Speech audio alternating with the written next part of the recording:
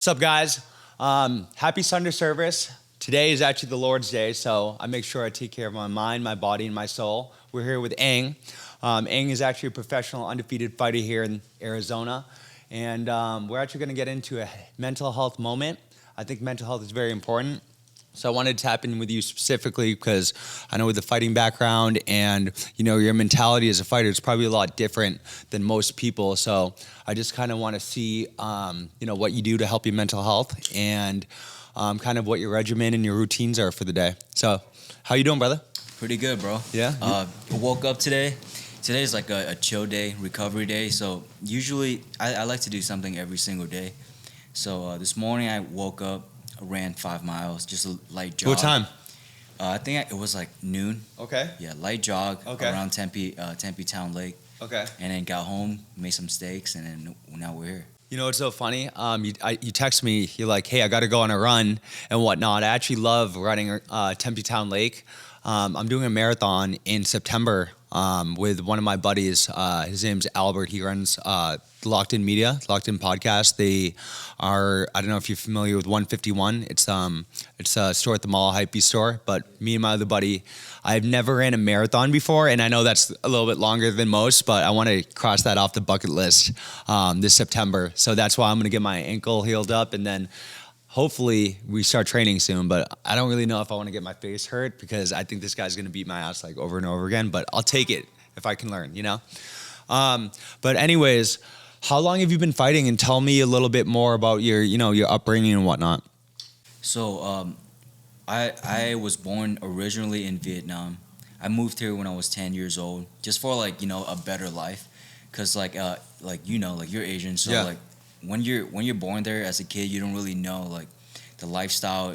I grew up in a really poor family, but I didn't know that as a kid. Yeah. But my parents, they worked really hard, and my grandma and grandpa, when they just decided, hey, we're just gonna move our life to America, and they got over here and they sponsored my parents, my dad over here first, and then my dad was working hard too, and he sponsored me over here for a better life. Yeah.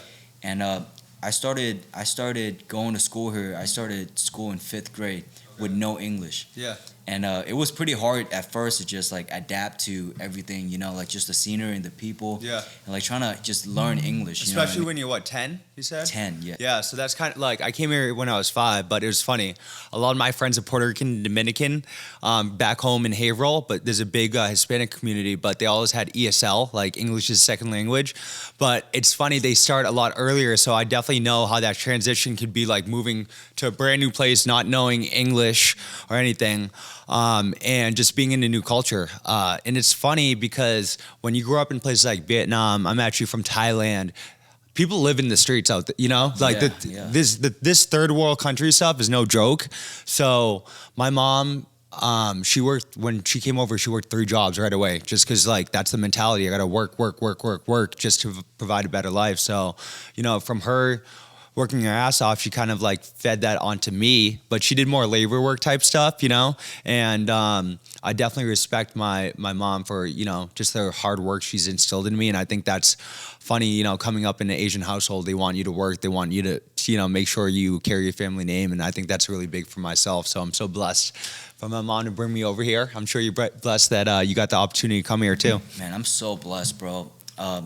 So my cousin that lived right next door to me, he when we were kids, we would talk about coming to America, because he had a dad over here too. Okay. And when I moved, he didn't have the chance to move with me. So going back, I went back there 5 years ago. And, it's crazy how the trajectory. It's crazy. So when I went to Thailand, I grew up. I remember my nephew, my cousins and whatnot, and then one of my cousins, my old cousins, he's homeless now, and he lives at a church. And I went back to see all the cousins and whatnot. And I kind of broke down, I was like, hey, what's happening? And they can't do anything about that because their education stops at middle school, kind of, if you can't afford to pay for it.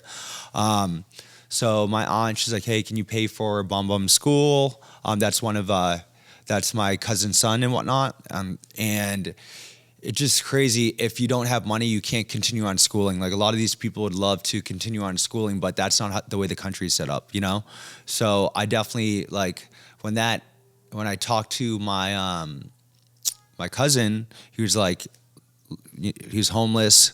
He just sold his bike, his moped, maybe for some drugs and stuff like that. But I felt like a duty for me to like kind of save the family and just go back and provide for them, because I know that we are so blessed for this opportunity to live in the United States. And like, honestly, like whatever possibilities and things we want, if we do it right, we can actually achieve them. You know, it might be a different route, like being, hey, I want to be a professional fighter, like yourself, but you know, obviously with consistency, persistency, and if you really want something bad, I feel like America provides those opportunities.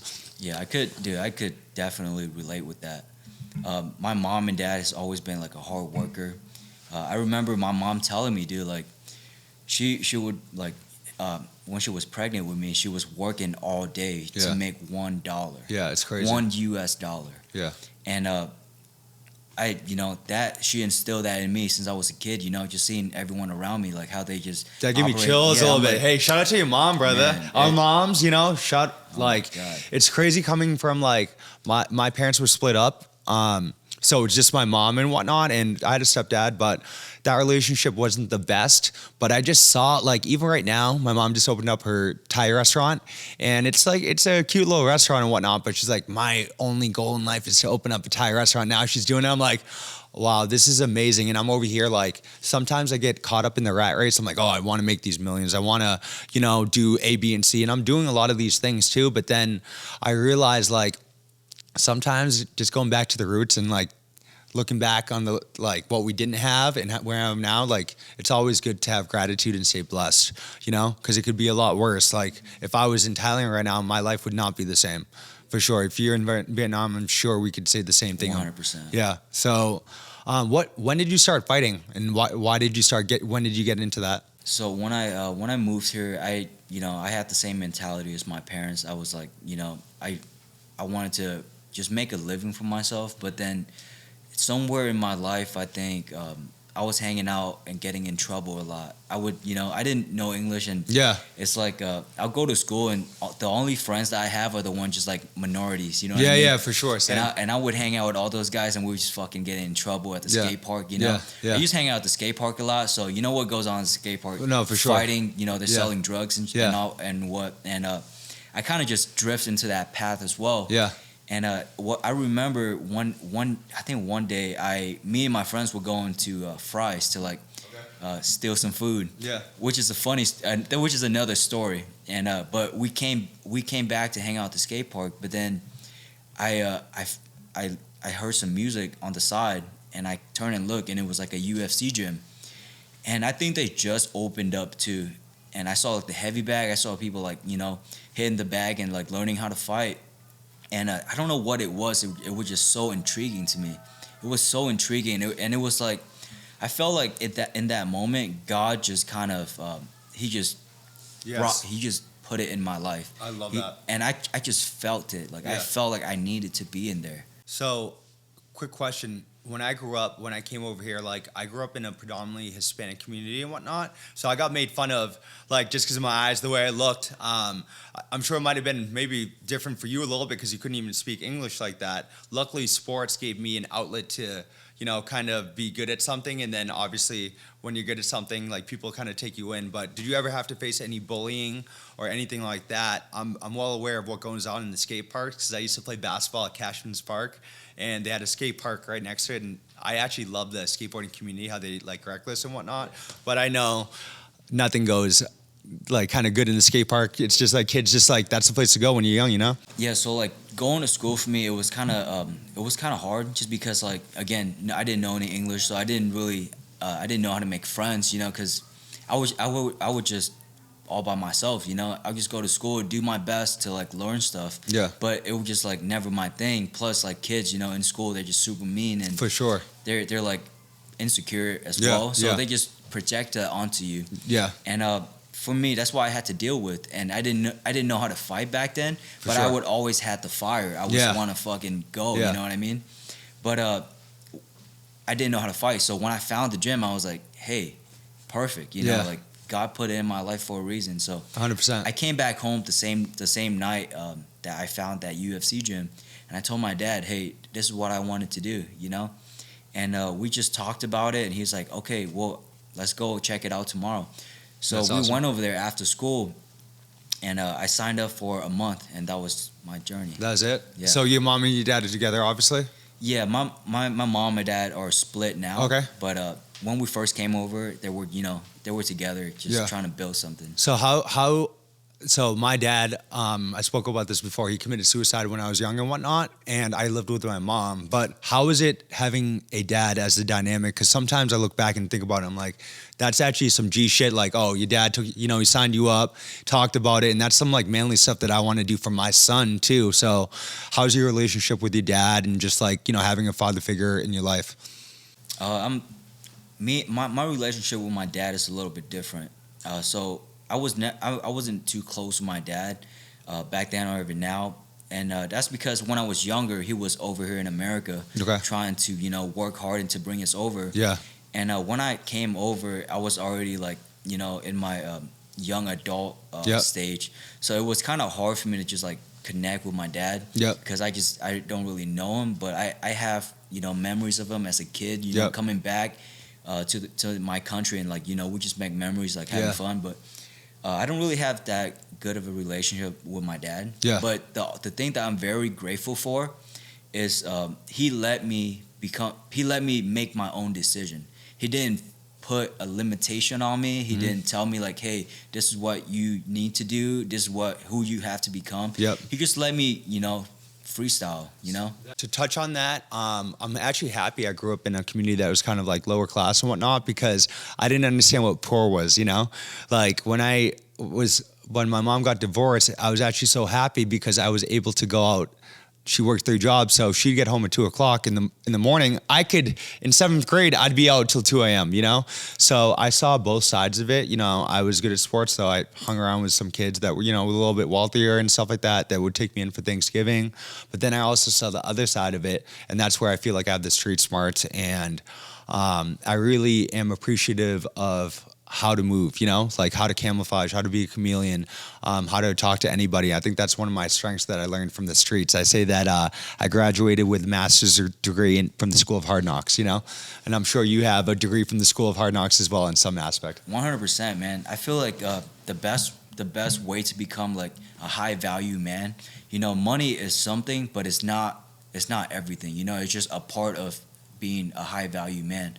I feel like you gotta have the knowledge and the spiritual, and also the people that are on the same vibe around you, that are going to the same direction that you want to go, and that's what's gonna make you a high value man. Yeah. And I could agree with what you say. I felt like coming up in a poor family, it gave me the opportunity to like navigate in the world and learning how everything works, and now I'm here and I'm making moves that sometimes I don't even think about it. It's kind of natural to me, Yeah. like Yeah. I feel like everything just kind of common sense, Yeah. And once you learn how to make everyone like you, that is higher than having any amount of money. Yeah. Just because if people are good to you and they love you, they would do anything for you, But if you have a lot of money and people don't love you, they might want to be around you, but just For sure. for the money. I think that what's funny, I think it's so I had to go through some crazy stuff, and when I was at my lowest point, I reached out to my sister and I went to Thailand for 2 months, and all I needed was love. Like love from your family, love from someone and whatnot. And it's funny because when shit happens to you, if your back is in the corner, it's usually only you can dig yourself out, or like your family's gonna come to you. Like all these friends, they scatter away. So for me, just like connecting with my sister and just having her show me love, that everything's gonna be okay, it just switched up my mindset, And I'm 100% on the same wavelength where you're like, the people that are striving for the same goals, like they might not be in the same industry and whatnot, but if they're trying to do better and you see that, and that's why I think that I connected with you. Just some like background. So what's your record right now, and how long have you been fighting? So I've been training and competing for about 9 years, approaching 10. And my record right now is 6-0 professionally. And I only lost once in my kickboxing amateur career. And that loss just projected me forward. So how does that work? So I know with one fighting and whatnot, they have different like things you can participate in, but what's kind of your main fighting technique? You started with kickboxing, and like how did that kind of go about? And what would you say your technique is, and what your strengths are? So the first art that I started training in was kickboxing and Muay Thai. My coach was a really good Muay Thai fighter, and he was able to instill a really good low kick to my game, and I learned how to kick through him. Yeah. And I don't know. I always felt like fighting was natural to me. Like, Yeah. the common sense of the technique, I just make sense of everything. And sometimes when I don't understand something and I just keep thinking about it, it makes sense to me. Yeah. And that's the natural thing that I was talking about. But Muay Thai was my first art, and I started at a UFC gyms, and they also have a jiu-jitsu class. And Yeah. I would dabble in jiu-jitsu a little bit, but I was mainly doing Muay Thai. And now my style is, I really love Bruce Lee's philosophy. Okay. Having no style as a style, you know what I mean? And how he talks about water, and you could adapt to anything. So when I found that little piece of idea, I started putting it into my own practice. And I don't consider myself just a striker. Mm-hmm. I started utilizing everything and started training everything, right? Yeah. So that's why it's so hard to beat me. And that's why Yeah. it's like, I'm undefeated. I love that, brother. And hey, can you pass me that Bruce Lee picture right there? So it's funny that you mentioned that about Bruce Lee. So I actually just got this picture, and this is now yours. This is a gift from me to you. Oh, lovely. So obviously, so much. if that's someone that you like, I actually bought a bunch of sketches of all the GOATs. I have Bruce Lee, I have Muhammad Ali, float like a butterfly, sting like a bee. I have Adele, I have Pharrell, I have Kobe. But I know if that's someone you like, and that will like empower you in some way, I want to definitely give that to you, my brother. And I know it all comes back around, but I'm all about being like water because I'm a Pisces, a water sign. But yeah, I'm from Thailand, so I know a lot about Muay Thai. I haven't really studied it as much, but a lot of people, when I ask them like, what do you think the best fighting techniques are, they're like jiu-jitsu and Muay Thai, if they could pick like a couple of them, whatnot. But as far as your instincts, I know that you said it came naturally to you, and I noticed that you said, hey, when you try to learn something, you just kind of pick it up. So how would you relate fighting to like natural life in general, and how you go about life? So started in martial arts. I've learned a lot through just going through the path, and every lesson that I've learned through martial arts, I just take that into my life. And the first lesson you learn in martial arts is learning how to take a loss, right? So in life, you go through life all happy, or like, you accomplish the highs, and something just happens to you, like someone close to you die, Yeah. or you get a heartbreak. Yeah. How do you deal with those Yeah. things? So for me in martial arts, when I started losing, I asked myself, hey, why am I losing in this scenario? And the first few times I was blaming it on my training partner, like, Yeah. oh, he's a lot better than me, or Yeah. he's been training more than me.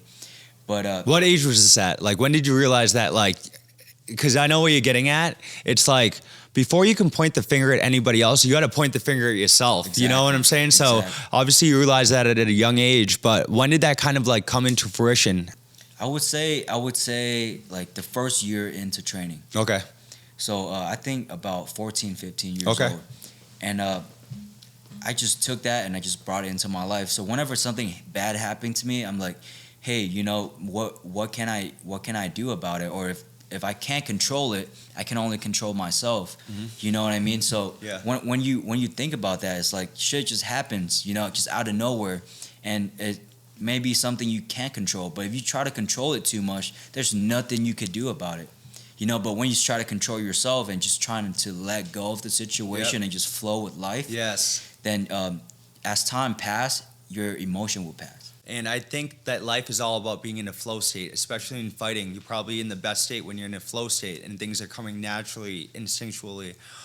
So for me too, it's like, there's some things you can't control, but if you remember that you've been in a position that was similar before, like, you can't make that same mistake again, So I'm all about learning from my mistakes, and My big person that I look up to is Kobe Bryant. I know that I'm not going to ever be like Kobe Bryant. And one thing that you said is you're very diverse in kind of your skill set and whatnot.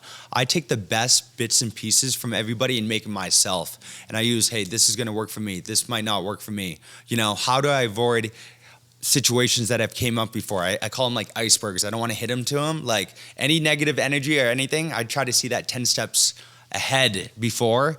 And I'm sure, especially with fighting, you need to know, hey, if you're studying this guy and whatnot, I'm sure you study some of the guys you're fighting. Hey, this is something that came up, so you need to be very instinctual and stuff like that. So as far as you know, training at the UFC gym, the UFC gym is not really known as like the best gym to train at. So when did you transition out of that gym and go to, you know, take it more seriously in a sense? So it's funny. Like the other day, I have this Ferragamo jacket that I've been wearing, and it's like this $5,000 jacket. And my buddy knows that I'm super into fashion.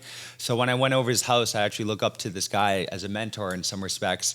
And when I put it on, he noticed how much like I liked it. So he's like, "You like that?" I'm like, "Yeah, bro, it looks so amazing." He's like, "You can have it." And I'm like, "Oh, like, are you serious? Like, this is a really nice fucking jacket."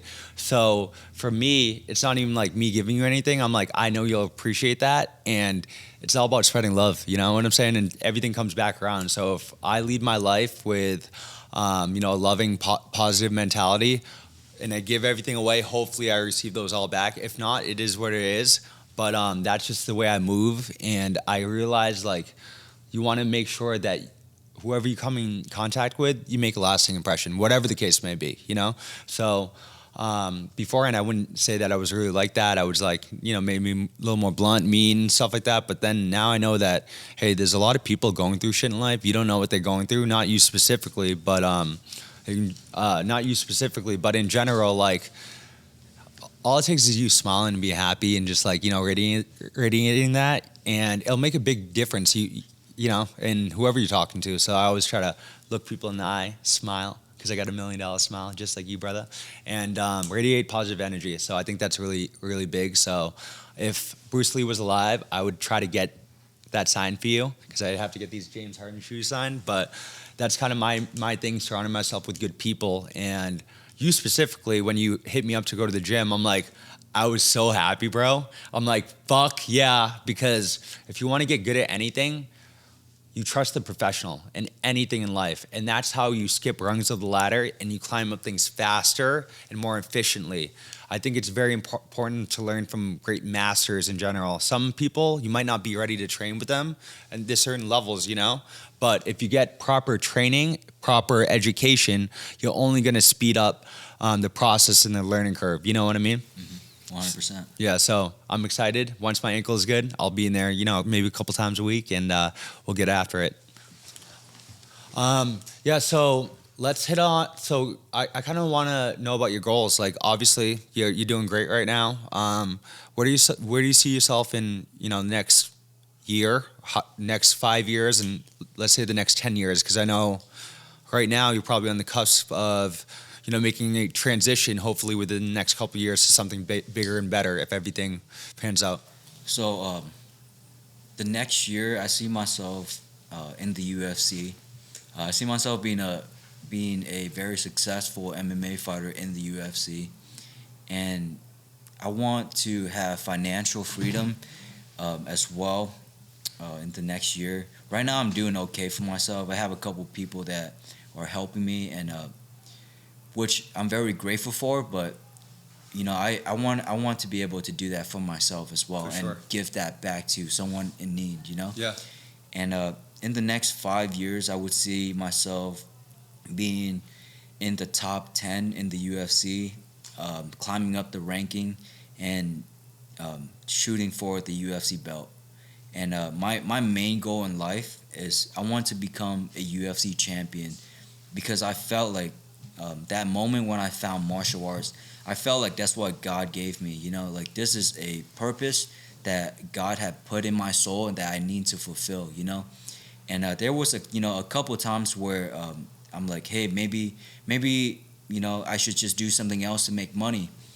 But you know, I'm a thinker, you know. Yeah. I think very deep. Yeah. And when thoughts like that come in my mind, there's another side of me that's like, hey, dude, if I chase the money, is that gonna make me happy? You know, it might make me happy for a while, just because like I have everything in control, like money wise, financially wise.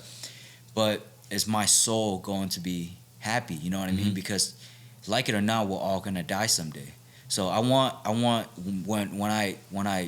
when I'm about to pass away, I want to feel happy that I've accomplished something that God put in me. You know what I mean? You know what's funny about that? Not to cut you off, I feel like I was put here on Earth to create a legacy, and like everything that happened with my dad, I used to question, why would he leave his family? You know, he's a very wealthy guy, dentist, like was making good money. Like as a man, when I was younger, I'm like, this guy's a pussy. You know what I'm saying? Like he's gonna do that. But then I came to a realization that you don't know what people, you don't know what anyone's going through, and the reason why he did that was to put me on a pedestal and change the world in some aspect. Like I want to, not saying that I want to win a Nobel Peace Prize, but I want to do something huge to make a really big impact. And now, like just me giving back in whatever way, that really fulfills me. And I think hitting back on the topic of being financially free.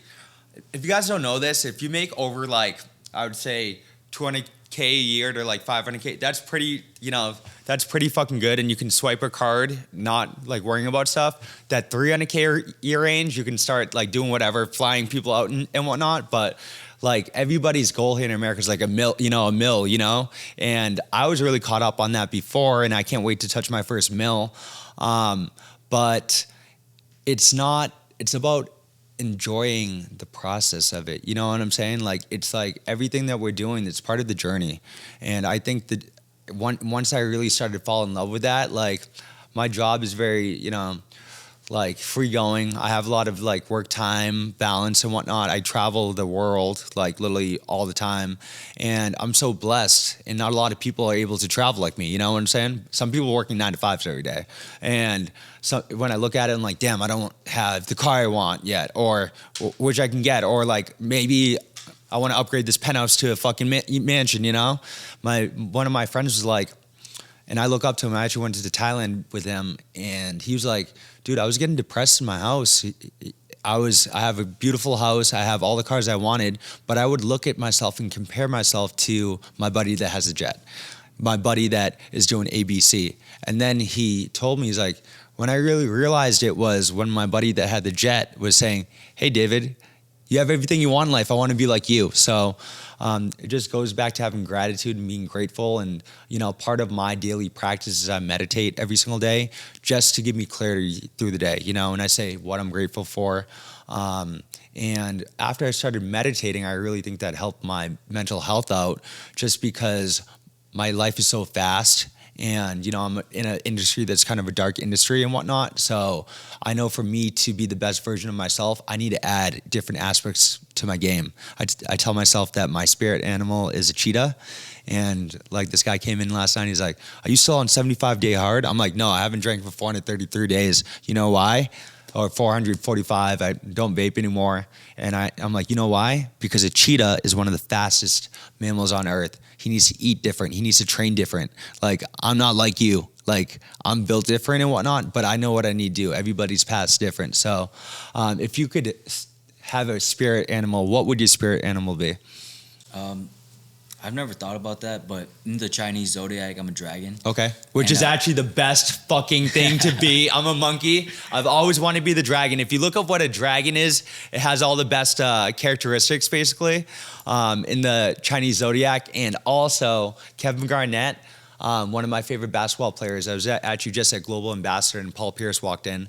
But Kevin Garnett was like, I'm a dragon. Like, a dragon's unstoppable. You know what I'm saying? And it's like a mystical creature, so to speak. So I can see where your path is headed and why you are a dragon. You were born in the year of the dragon. So what are some characteristics of the dragon, and why do you think you're like that?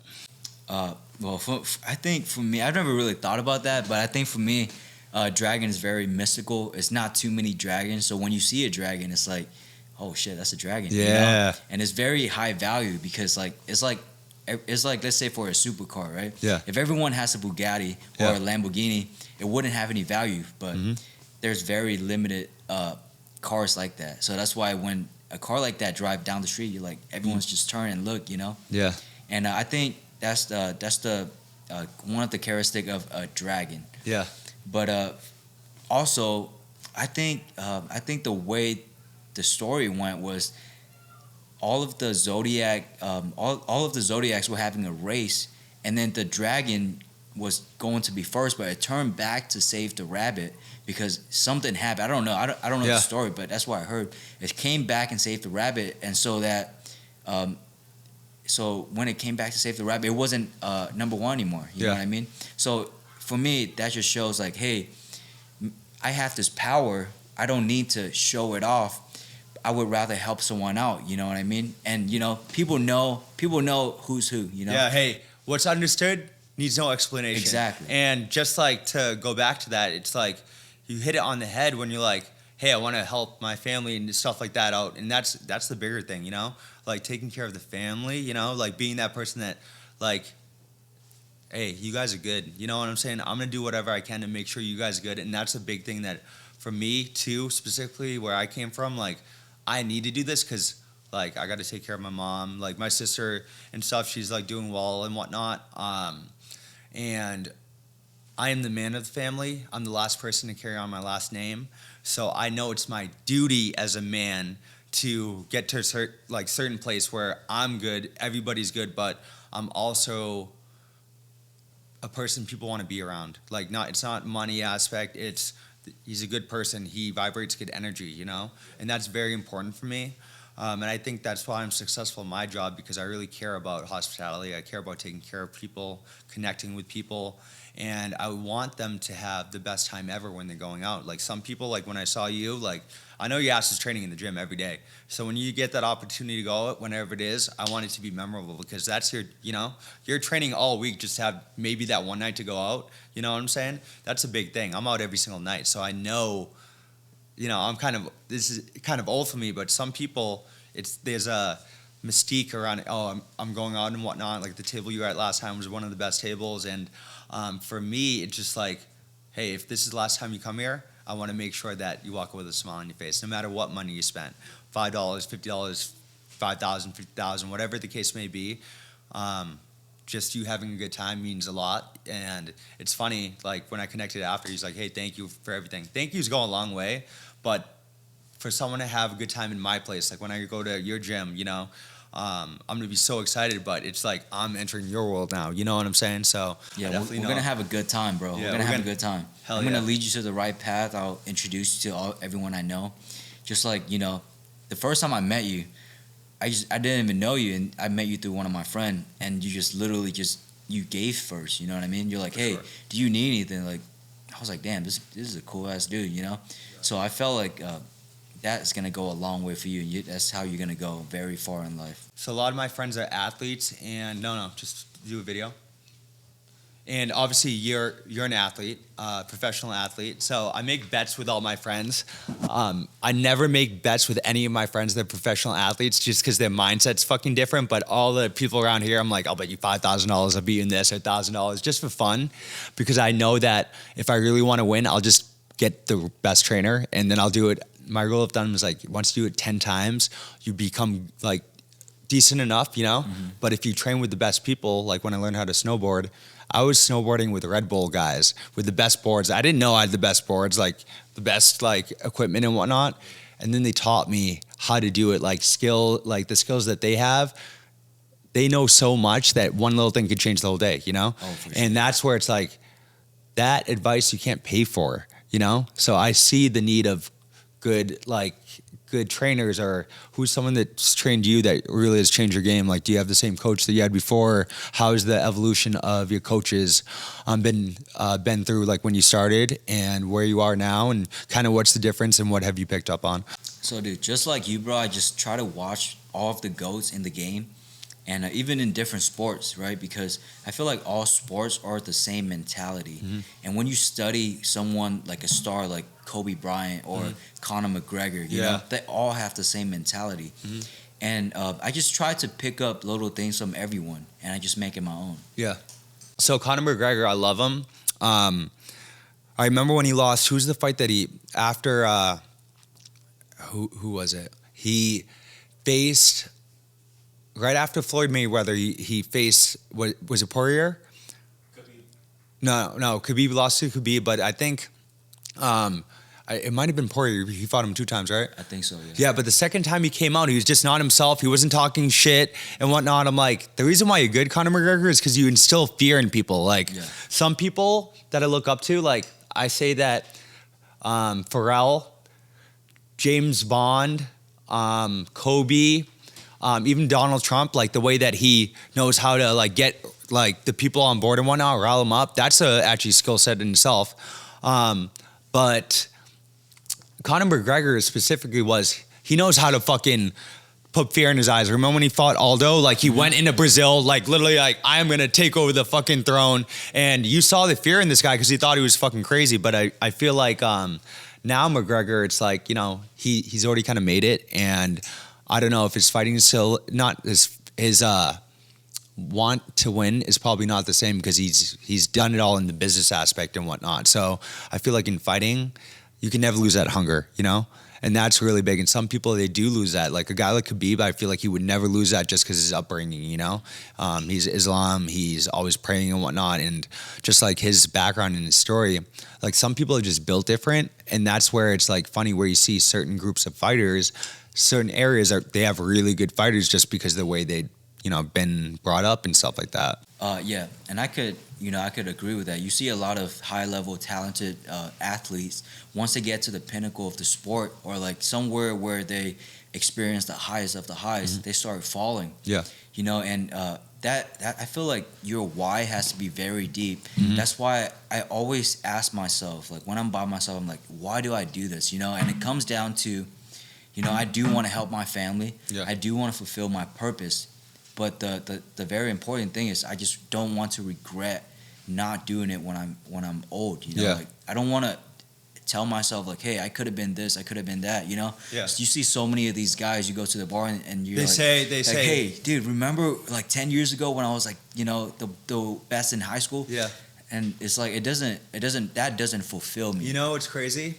One of my high school coaches told me, he's like, you're only as good as you are right now. If you think about that, you know what I'm saying? And the biggest dreams die in the grave. So my thing too is my mom specifically, she was such a hard worker, but I had crazy dreams of doing like whatever, going to the NBA. And I'm a lot different than my mom because she's like, you need a plan B, you need a plan B. But I was always like, nope, I'm going to make it doing whatever. But now I kind of realize like sometimes it's good to have backup plans in a sense. But if you really go all in at everything and you really have that burning desire that, hey, I'm going to fucking make it, you know, you're around the right people. The right people is huge. Once you get around the right people that like fire you up or motivate you, or you're like, damn, I want to be a little bit like this guy, like having that strong circle of friends will really influence your life, your mentality. It's like whenever I've been in a low point, it's like, who are the people I'm hanging around with? You know, like I need to be around people that I'm like, damn, I want to be like this, like there's something about this guy that I like what can I do? Because I have a lot of friends in all different industries, and my biggest thing is they're all successful in their own way, but how can I take a bit of what they do, whatever it is, like their social skills, like are they reading, like what are they reading, like because you can apply it in all aspects of life, you know.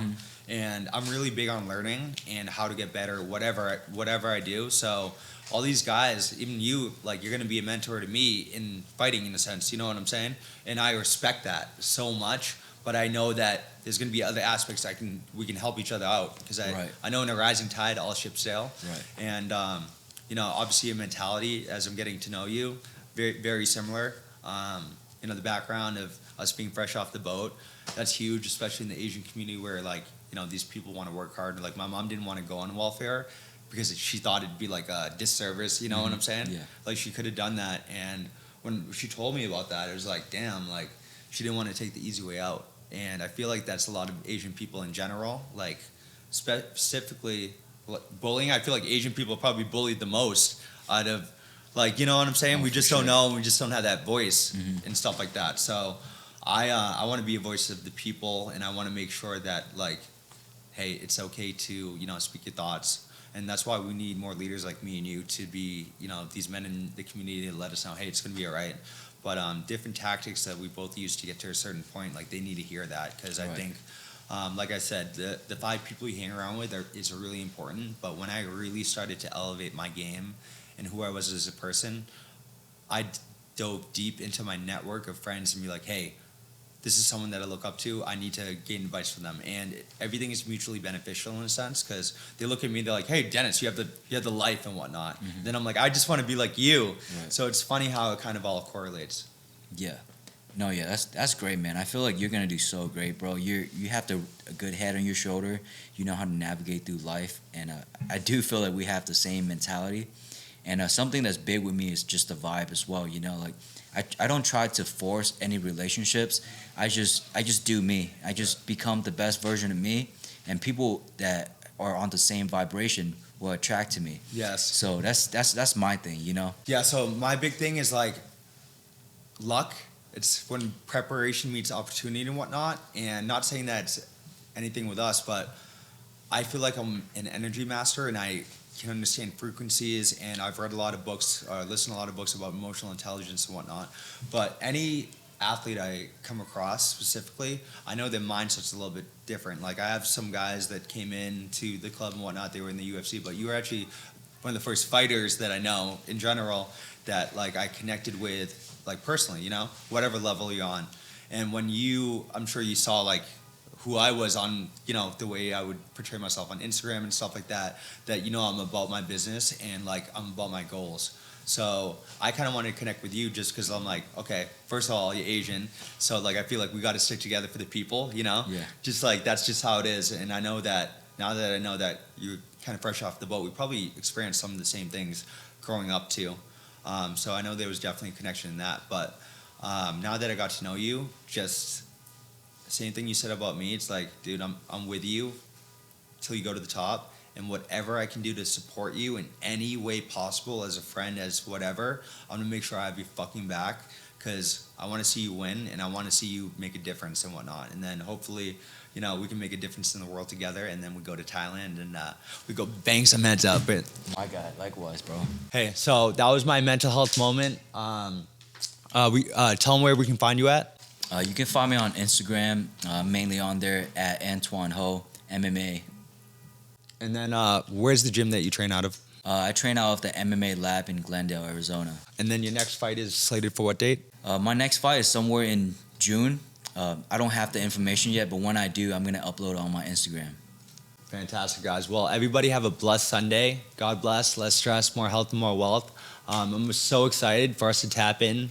Maybe in the next year and a half, we'll do something else and we'll see the growth of both of us. But I can really just tell that you're on an amazing path to greatness and you need to keep that going. So my thing is about elevating your game. Whatever it is, it's adding more icing to the cake because you already got the systems down. You already know what you're doing. Now it's just some little stuff, and maybe I can learn from you, you can learn from me, and that's how we get better, brother. Definitely.